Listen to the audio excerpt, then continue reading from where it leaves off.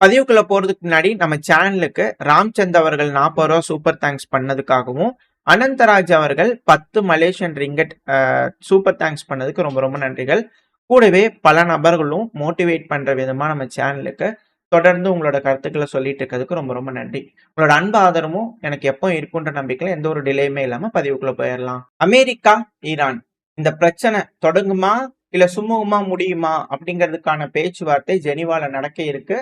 So ஆர்வமா வந்து பார்த்தீங்கன்னா, எல்லாத்தோட பார்வையும் அங்க இருக்கு. At the same time Russia, America, Ukraine இந்த பேச்சுவார்த்தையும் நடக்க இருக்கு 17ஆம் தேதி இன்னைக்கு.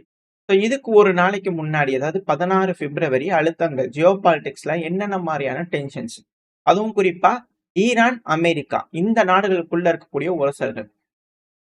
பிப்ரவரி 16 கூட வந்து பாத்தீங்கன்னா, வில்லேஜ் ஆஃப் சென்னார்னு ஒரு பகுதி, ஒரு வில்லேஜ் கிராமம், அசாபாட் அப்படின்ற ஒரு பகுதியில் இருக்கக்கூடிய கிராமம். ஸோ அங்க வந்து பாத்தீங்கன்னா ப்ரோ பல்லவி, அதாவது இந்த ராஜா இருக்கிறார் இல்லையா, திரும்பி ஆட்சிக்கு வருவேன் அப்படிங்கிற சொல்லிட்டு இருக்கிறார் இல்லையா, அவர் முனிஷ் செக்யூரிட்டி கான்ஃபரன்ஸ் கூட வந்திருந்தார். இப்போ லைவா கூட வந்து பாத்தீங்கன்னா பிரான்ஸ்ல பேசலாம் கூட டெலிகாஸ்ட் பண்றதுக்கான வேலைகள்லாம் பண்ணியிருந்தாங்க பிரான்ஸ் தரப்புல. ஆதரவு அலைகள் வந்து பாத்தீங்கன்னா பல்லவி அவர்களுக்கு ஏதோ ஒன்று பண்ணலாமா அப்படிங்கிற பண்ணிக்கிட்டு இருக்கிறாங்க. ஈரானோட மக்களுக்கு ஆதரவு இருக்கான்னு கேட்டீங்கன்னா இல்ல. ஆனா இந்த பகுதியில அவருக்கு ஆதரவா ப்ரொடெஸ்ட் பண்றதுக்கு திருப்பி பண்ணலாமான்னு ட்ரை பண்ணிக்கிறாங்க. சில இடங்கள்ல அசம்பாவிதங்கள் நடந்தா சொல்லப்பட்ட வீடியோ பதிவுகள் வந்துகிட்டு இருக்கு. எப்ப எடுத்தது அப்படிங்கிற உறுதித்தன்மை இல்லை. ஆனா ஈரான் தரப்பிலிருந்து வரக்கூடிய விஷயங்கள் 16 பிப்ரவரி ஒரு அசம்பாவிதம் பண்ணாங்க. ஈரானோட ராணுவ வீரர்கள் அப்புறம் போலீஸ்லாம் வந்து பாத்தீங்கன்னா கட்டுப்பாட்டுக்குள்ள கொண்டு வந்திருக்காங்க அப்படிங்கிற செய்திகள். பேச்சுவார்த்தை ஆரம்பிக்கிறதுக்கு முன்னாடி பல்வேறு வழிகள்ல அழுத்தங்கள் ஈரானுக்கு கொடுக்க ட்ரை பண்றாங்களா அப்படிங்கிற கேள்விகள். இந்த டைம்ல வந்து பாத்தீங்கன்னா ஈரானோட ஃபாரின் மினிஸ்டரான அபாஸ் அக்ராச்சி அவர்கள் ஒரு போஸ்ட் போட்டுக்கிறார், நான் ஜெனீவாக்கு வந்துட்டேன். அதாவது ஜெனீவால பேச்சுவார்த்தை இருக்கு இல்லையா, ஸோ அவர் அங்க ரீச் ஆயிருக்கிறார். ரீச் ஆனதுக்கு அப்புறம் போட்டிருக்கிறாரு, ஃபேரான ஒரு டீலை வந்து பாத்தீங்கன்னா அச்சீவ் பண்றதுக்கு இந்த ஜெனீவால வந்து பாத்தீங்கன்னா இருக்கேன். ரியலான ஐடியாஸ் இருக்கணும் அப்படிங்கிறத அவர் தரப்பு.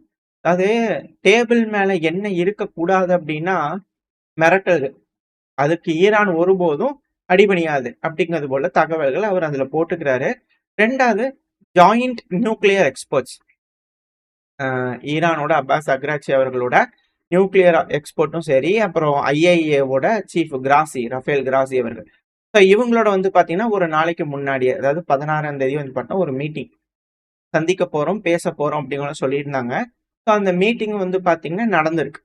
ஸோ அந்த மீட்டிங்ல வந்து பாத்தீங்கன்னா மிக முக்கியமான விஷயங்கள், திரும்பவும் ஈரான்ல அந்த agency, international atomic energy agency, IAEA சொல்லுவாங்க இல்லையா, ஸோ அவங்க வந்து பாத்தீங்கன்னா திரும்ப ஈரானுக்குள்ள ஆப்ரேட் பண்றதுக்கான விஷயங்கள் வந்து பண்ணா பேசிக்கிறாங்க, இதே சுவிட்சர்லாந்துல வச்சு. ஏன்னா ஈரான் இவங்க மேல குற்றச்சாட்டுகள் வச்சிருக்காங்க. இஸ்ரேல் அமெரிக்காவும் தாக்குதல் எங்க மேல பண்றதுக்கு இன்ஃபர்மேஷன் கொடுத்ததே நீங்க தான், உளவாளிகளை வேலை செஞ்சுட்டு இருக்கீங்க, அதனால நாங்க உங்களை அலோவ் பண்ண மாட்டோம் அப்படிங்கிறது போல அவங்க தரப்பிலிருந்து. ஏன்னா ஐஏஇஏக்கு உட்பட்ட இருக்கக்கூடிய பகுதிகள் மேல தாக்குதல் பண்ணக்கூடாது, அதுதான் நாடுகளோட ஒப்பந்தம். அதை மீறி தாக்குதல் பண்றாங்க, நீங்க ஏன் ஆக்ஷன் எடுக்கல அப்படிங்கிறத ஈரான் தரப்பு நியாயமா கேட்கிறாங்க. அப்படி நீங்க எதுக்கு இருக்கிறீங்க, இல்ல கிளம்பி போயிருங்க அப்படிங்கிறத ஈரான் தரப்புல இருந்து நியாயமா கேட்டுக்கிறாங்க. ஸோ பார்ப்போம், அதுக்கான பேச்சுவார்த்தைகள் நடந்திருக்கு. இதுக்கு கிராசி தரப்புல இருந்து என்ன சொல்லிக்கிறாருன்னா, அதான் ஐஏஏ சீஃப், அதாவது இன்டெப்தான டெக்னிக்கல் டிஸ்கஷன் வந்து பாத்தீங்கன்னா இருதரப்புலையும் பண்ணிக்கிறோம். நாளைக்கு வந்து பாத்தீங்கன்னா ஈரான், அமெரிக்கா இன்டைரக்டான டாக்ஸ் ஒமன்ல வச்சு ஒமன் தலைமையில நடக்க போது சுவிட்சர்லாந்துல இருக்கக்கூடிய ஜெனீவால். ஒமன் தான் இதுக்கும் பேச்சுவார்த்தை செய்ய போறாங்க. அவங்களதான் ஈரானுக்கு வந்து படம் ரொம்ப பிடிச்சிருக்கு. அவங்க கிட்ட பேசினாங்கன்னா அவங்க போய் அமெரிக்கா சொல்லி கேட்டு வந்து ஈரான் கிட்ட சொல்லுவாங்க. ஈரான் பதில் சொன்னாங்கன்னா அதை கேட்டு போய் அமெரிக்கா கிட்ட சொல்லுவாங்க போல. இதுதான் இன்டைரக்ட் டாக்ஸ், இப்படித்தான் நடந்துகிட்டு இருக்கும் கூட. இது போல பேச்சுவார்த்தைகள் நடக்கிறதுக்கு முன்னாடியான விஷயங்கள், நியூக்ளியர் டீல், நியூக்ளியர் சம்பந்தமான விஷயங்கள், நியூக்ளியரை ரெகுலேஷன் பண்ணக்கூடிய விஷயங்கள், இதெல்லாம் வந்து பேச்சுவார்த்தையில இருக்கு அப்படிங்கறது நம்மளால தெளிவா புரிஞ்சுக்க முடியுது நடக்கக்கூடிய ஈவெண்ட்ஸை வச்சு பார்க்கும்போது. இப்போ அழுத்தங்கள் அப்படிங்கிறது ஈரான்குள்ள செய்யணும் அப்படிங்கிறதோட மேற்கு நாடுகள் நினைக்கும் போது, பேச்சுவார்த்தை நடக்கக்கூடிய இந்த சமயத்துல ஈரானோட ரெவல்யூஷனரி கார்ட் கார்ப் IRGC இருக்காங்க இல்லையா, நேவல் எக்ஸசைஸ ஸ்ட்ரைட் ஆஃப் ஹார்மோஸ்ல ஆரம்பிச்சிருக்காங்க. இதுல இருந்து என்ன தெரியுதுன்னா, போருக்கு நாங்க தயார் அப்படிங்கிறது போல அங்க இருக்கக்கூடிய ராணுவம், அதாவது அமெரிக்க ராணுவத்துக்கு சவால் விடும் வகையில மேஜர் ஜெனரல் முகமது பக்போர் அவர்கள் தலைமையில வந்து பண்ண ஒரு ட்ரில்ல வந்து கண்டக்ட் பண்ணிட்டு இருக்காங்க. அதாவது பேச்சுவார்த்தை நடக்கும் போது ட்ரில் நடந்துட்டு இருக்கு. பேச்சுவார்த்தை தோல்வி அப்படின்னா, சண்டை ஆரம்பிக்குது அப்படின்னா இவங்களும் சேர்ந்து தயார் நிலைமையில அட்டாக் பண்றதுக்கு ரெடி ஆயிட்டு இருக்காங்களா, நாங்க எல்லாத்துக்கும் ரெடியா இருக்கோம் அப்படிங்கிறது போல பதில் அழுத்தம் ஈரான் அமெரிக்கா வச்சு அப்படியே நெருக்குறாங்களா அப்படின்ற கேள்விகள். ஆனா இந்த சமயத்துல அமெரிக்கா, ஈரான் இந்த பிரச்சனை வருமான்னு கேட்டீங்கன்னா, லிண்ட்சே கிரஹாம் அவரோட ஸ்பீச், அவரோட ஸ்டேட்மெண்ட் எடுத்து பார்க்கும்போது, அவங்க தரப்புல என்ன நினைக்கிறாங்க, அமெரிக்க தரப்புல செனட்ஸ்ல என்ன நினைக்கிறாங்க அப்படிங்கிற விஷயங்கள் நம்மளால புரிஞ்சுக்கலாம். லிண்ட்சே கிரஹாம் அவர்கள் இவரு ரஷ்யாக்கு எகெயின்ஸ்டானவர் தான். இவர் தான் சொன்னாரு ரஷ்யன்ஸ் ஆர் டையிங் அப்படிங்கிறத உக்ரைன்ல பேசினார் இல்லையா? அதுக்கப்புறம் கேட்டதுக்கு நான் சொல்ல யாரோ எட்டிங் பண்ணி போட்டாங்க அப்படின்னு ஒரு தரப்புன்னு சொல்லியிருந்தாங்க. ஸோ அப்பேற்பட்ட நபர் தான் இவரு. ஸோ இதுல வந்து எந்த ஒரு இதுவும் இல்லை. ஸோ இப்போ மெயினான விஷயம் அவர் சொல்லக்கூடிய பாயிண்ட், நிறைய விஷயம் சொன்னாரு. இம்பார்ட்டன்டான பாயிண்ட், ஈரான் ரொம்ப வீக்கஸ்ட் பாயிண்ட்ல இருக்காங்க. 1979 விட இந்த டைம்ல இருந்ததை விட இப்போ ரொம்ப வீக்கா இருக்காங்க. ஸோ அதனால இதுதான் மூமெண்டம். அமெரிக்கா இதை யூஸ் பண்ணிக்கணும். அமெரிக்கா நாங்க முன்னாடியே சொன்னோம், ஈராக்கு, லிபியா, சிரியா அங்கெல்லாம் என்ன நடந்தது, கொலாப்ஸும் அப்புறம் பேரழிவுகளும் இருந்துச்சு. ஸோ அதே போலதான் இங்கேயும். லிண்ட்சே கிரஹாம் அவர்கள் அமெரிக்காவோட ஒரு செனட், இவரு சவுத் கேரளினாவோட ஒரு நபர், செனட், இது காங்கிரஸ்ல இருக்கக்கூடிய ஒரு மெம்பர். ஸோ இவர் ஏன் அடிக்கடி இஸ்ரேலுக்கு 2 வாரத்துக்கு ஒரு தடவை போயிட்டு வந்துட்டுக்கிறாரு அப்படின்ற கேள்வி. ஸோ அப்ப எந்த அளவுக்கான ஆதரவு, அவர் மட்டும் இல்லாம இவர் தான் வந்து பாத்தீங்கன்னா உக்ரைன்லயே அதிகமா பேசிட்டு இருக்கிறாரு. ஏன்பா ட்ரம்ப் அவங்களோட டீலை போடு, அதுக்கப்புறம் வந்து பாத்தீங்கன்னா அதை பாதுகாக்கணுன்றதுக்காக அமெரிக்காக்கு இன்ட்ரெஸ்ட் வரும்னு சொல்லிட்டு அந்த மினரல் டீல்லாம் போட வச்சதே இவர் தான். ஸோ அடிக்கடி உக்ரைனுக்கு போயிட்டு வர்றாரு, அடிக்கடி இஸ்ரேலுக்கு போயிட்டு வர்றாரு. என்ன காரணங்கள் அப்படிங்கிற கேள்விகள் வருது. இவரோட நார்மலான ப்ரொஃபைலுக்கும் இவர் செய்யறதுக்கும் இவர் சொல்றதுக்கும் பல்வேறு விஷயங்கள் மாற்று கருத்துக்கள் இருக்கு அப்படிங்கிறத, பல்வேறு காரணங்கள், பல்வேறு கருத்துக்கள் இருக்கு. பட் ஆனா இப்போதைக்கு இது ஹைலைட் ஆயிட்டு இருக்கு. எடுத்து ஓரமா வச்சுக்குவோம். அமெரிக்கா இன்னும் வேறு ஏதாவது கண்டுபிடிச்சிட்டு வந்தாங்கன்னா நம்ம மேட்ச் பண்ணி பேசலாம். பட் ஆனா இப்போதைக்கு அமெரிக்க தரப்புல அட்டாக் பண்ணுவேன் அப்படிங்கிற போல ஒரு மைண்ட்ல இருக்காங்க.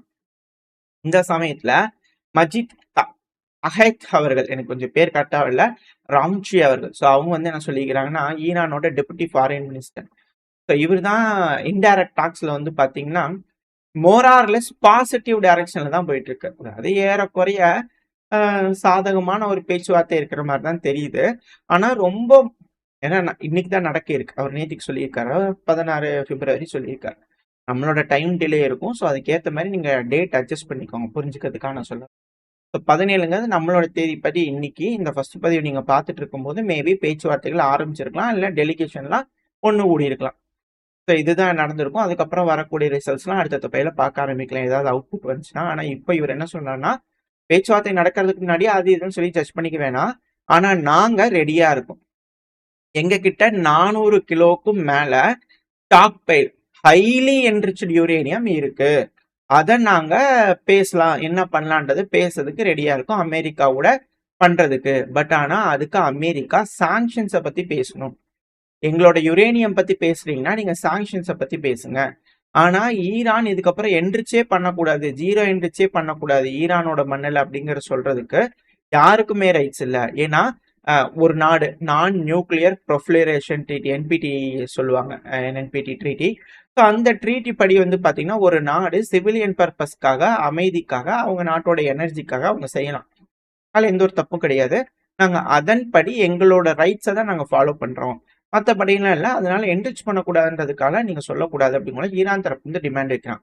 அது மட்டும் இல்லாமல் நாங்கள் கன்சிடர் பண்ணுறதுக்கு ரெடி, காம்ப்ரமைஸ் பண்ணுறதுக்கு ரெடி, நியூக்ளியர் டீல் அமெரிக்கா கூட வந்து போறதுக்கு வில்லிங்கா தான் இருக்கும். சாங்ஷன்ஸை லிஃப்ட் பண்ணீங்கன்னா அமெரிக்காவோட கோர்ட்ல தான் பால் இருக்குது, அவங்க தான் ப்ரூஃப் பண்ணும் உண்மையாலுமே டீல் போடணுமா வேண்டாமா அப்படிங்கிறது போல அவங்க தான் முடிவு பண்ணும். பேச்சுவார்த்தைக்கு முன்னாடி ட்ரம்ப் அவர்கள் எப்பவுமே இது போல ஒரு விஷயத்த வந்து பாத்தீங்கன்னா ஈரானுக்கு எகெயின்ஸ்டாவும் ரஷ்யாக்கு எகெயின்ஸ்டாவும் சொல்லிட்டு வருவாங்க. ஆனா இந்த தடவை பேச்சுவார்த்தை ஆரம்பிக்கிறதுக்கு முன்னாடி ஈரான் தரப்பு அது போல அவரோட பாணியில அவருக்கு முன்னாடியே வந்து பாத்தீங்கன்னா ஒரு பால் எடுத்து வீசிக்கிறாங்க. ஸோ இந்த பேச்சுவார்த்தையில அமெரிக்கா என்ன முடிவு எடுக்க போறாங்க அப்படிங்கிறது பார்க்கலாம். ஸோ நான் நினைக்கிறேன் ஒரு அக்ரிமெண்ட் போடப்படும். இன்கேஸ் இந்த சாங்ஷன்ஸ் இதை பத்திலாம் ஏதாவது பேசல அப்படின்னா கொஞ்சம் சிக்கல் தான். இதுக்கப்புறம் இன்னொன்னு, பெலிஸ்டிக் மிசைல் ப்ரோக்ராம் பத்தி பேச்சே இருக்கக்கூடாது, அதை நாங்கள் ரெஃப்யூஸ் பண்றோம் அப்படிங்கிறது போல அவங்க தரப்பு தீர்க்கமா சொல்லிக்கிறாங்க. ஸோ இது போல ஈரானோட ஸ்டேட்மெண்ட், ஈரானோட விஷயங்கள் வெளியே வரும்போது இஸ்ரேலோட மீடியாக்கள்லாம் வந்து பாத்தீங்கன்னா என்ன சொல்ல ஆரம்பிச்சிட்டாங்கன்னா, ட்ரம்ப் அவர்கள் இருக்கார் இல்லையா, ஈரானோட ரெஜிம், தற்போதைய ஆளுகின்ற அரசாங்கம் கமேனி அவர்களை தூக்கி எறியறதுக்கான வேலைகள்ல இறங்கி இருக்கிறாங்க. ரொம்ப வேகமாவே வந்து பாத்தீங்கன்னா இது நடக்கலாம், லாங் டேர்ம் வாரா இருக்காம ரொம்ப வேகமா செய்யறதுக்கான வேலைகள்ல ட்ரம்ப் அவர்கள் இறங்கி இருக்கிறாரு. இஸ்ரேலான நாங்க நம்புறோம் ஈரான்ல சீக்கிரமா கொலாப்ஸ்ங்கிறது வராது. உடனே கமேனி அவர்கள் தூக்கிட்டு ஈரான் கொலாப்ஸ் ஆயிரும் அப்படிங்கிறது போல இல்ல. அதனால இஸ்ரேலோட செக்யூரிட்டி வந்து பாத்தீங்கன்னா எஸ்டாப்ளிஷ் பண்ண வேண்டிய வேலைகள், அதோட கடமைகள் என்னென்ன செய்யணுமோ அது எல்லாத்தையும் என்ன மாதிரியான டிஃபிகல்ட்ஸ்லாம் இருக்கோ எல்லாம் ஓவர் கம் பண்றதுக்கான ரெடி ஆயிட்டு இருக்கோம், ப்ரிப்பேர் ஆயிட்டு இருக்கோம். ஏன்னா டிஃபிகல்ட் டேஸ், கஷ்டமான நாட்கள் வரக்கூடிய நாட்கள்ல இருக்கு. ஸோ இங்க இருக்கக்கூடிய நாடுகள்னா ரீஜனல் வார்க்குள்ள என்ட்ரானாலும் ஆச்சரியப்படுறதுக்குல அதுக்கேற்ற மாதிரி நம்ம தயாராகிக்கணும் அப்படிங்கிறது போல இஸ்ரேலோட மீடியாக்கள் தரப்புன்னு சொல்ல ஆரம்பிச்சுக்கலாம். ஸோ பேச்சுவார்த்தைக்கு முன்னாடியே எல்லாரும் முடிவு எடுத்துட்டு தான் வந்து பார்த்தீங்கன்னா உட்காந்துருக்குறாங்க. அதான் உள்ள வந்து ப்ரோ பல்லவியோட தாக்குதல்கள் ஈரானுக்குள்ள, ஈரான் பதிலுக்கு நேவல் ட்ரில்லு, அமெரிக்கா ஈரானுக்கு அழுத்தங்கள் கொடுக்கறதுக்காக நேவல் படைகளை வச்சிருக்காங்க. ஸோ இப்போ இஸ்ரேல் என்ன சொல்றாங்க, ஈரான் இந்த பெலிஸ்டிக் மிசைலை பத்தி பேசக்கூடாது, சாங்ஷன்ஸை லிஃப்ட் பண்ணோம், நாங்கள் என்ரிச் பண்ணக்கூடிய யுரேனியம் பத்தி பேசலாம் அப்படிங்கிற ஒரு டிமாண்டை வைக்கிறாங்க. இப்ப இஸ்ரேல் என்ன சொல்றாங்க, ரீஜனல் வார் தான், இதுக்கப்புறம் எதுவும் இல்லை அப்படின்னு போல சொல்றாங்க. அமெரிக்காவோட செனட்டான லின்சே கிரஹாம் அவர்களும் போர் தான் அப்படிங்கிறத சொல்றாரு. அப்படின்னா பேசுறதுக்கு முன்னாடியே இவங்க எல்லாரும் போருக்காக ரெடி ஆயிட்டு இருக்கிறாங்களா அப்படிங்கிற கேள்விகள் இருக்கு. எதே எப்படியோ ரஷ்யாவோட விமானங்கள் IL-76 TD ரக விமானங்கள் தொடர்ந்து 3 நாளா வந்து பாத்தீங்கன்னா ஈரானுக்கு போயிட்டு வந்துட்டு இருக்கா. அப்படி என்னத்தை தான் செய்யறாங்க அப்படிங்கிற பெரும் கேள்விகள் இருக்கு. ஏன்னா இதே போல விமானங்கள் தான் வந்து பாத்தீங்கன்னா இதுக்கு முன்னாடி, ஏன்னா இதே கராஜ் பகுதிகளில் தான் வந்து பண்ணா சுத்தி வந்துட்டு இருக்காங்க, டெலிவரி பண்ணிட்டு இருக்காங்க. இந்த பகுதிகளில் தான் ரஷ்யா Mi-28NE அப்படிங்கிற அட்டாக் ஹெலிகாப்டர் வந்து பாத்தீங்கன்னா ஈரானுக்கு டெலிவரி பண்ணியிருந்தாங்க இந்த ரூட் வழியா. இப்போ அதிகப்படியான விமானங்கள், உதிரி பாகங்கள், ஏர் டிஃபென்ஸ் சிஸ்டம்ஸ், எலக்ட்ரானிக் வார்ஃபேர்னு பல விஷயங்கள், உதவிகள் வந்து பாத்தீங்கன்னா ரஷ்யா ஈரானுக்கு செய்யறாங்களா அப்படின்ற கேள்விகள் வருது. இப்போ எல்லாருமே இந்த ரீஜன்ல தயாராயிருக்காங்க. ஜெனீவா February 17 பேச்சுவார்த்தை மூலியமா சுமூகமான தீர்வு எட்டப்படும் அப்படிங்கிற நம்பிக்கையில இந்த பதிவை நான் முடிச்சுக்கலாம். இந்த பதிவு எப்படின்னு உங்களுக்கு பிடிச்சிருக்கா? பிடிச்சுனா லைக் பண்ணிட்டு உங்க ஃப்ரெண்ட்ஸ் நம்மளோட ஷேர் பண்ணிக்கோங்க. அது கூட மறக்காம உங்களோட கருத்துக்களை கமெண்ட் செக்ஷன் சொல்லுங்க. நம்ம சேனல் இன்னும் சப்ஸ்கிரைப் பண்ணலாம், மறக்காம சப்ஸ்கிரைப் பண்ணிக்கோங்க. அப்பதான் யூடியூப் நம்ம போடக்கூடிய வீடியோக்களை மதிச்சு 4 பேருக்கு ப்ரொமோட் பண்ணும். உங்களோட அன்பு ஆதரவு எனக்கு எப்ப இருக்கும்னு நம்பிக்கையில இந்த பதிவு நான் முடிச்சுக்கலாம். இந்த பதிவு நல்லா இருக்கும்னு நம்பிக்கையில் அடுத்த பேர் சந்திக்கிறேன். அவருக்கு ஸ்டே சேஃப். பை.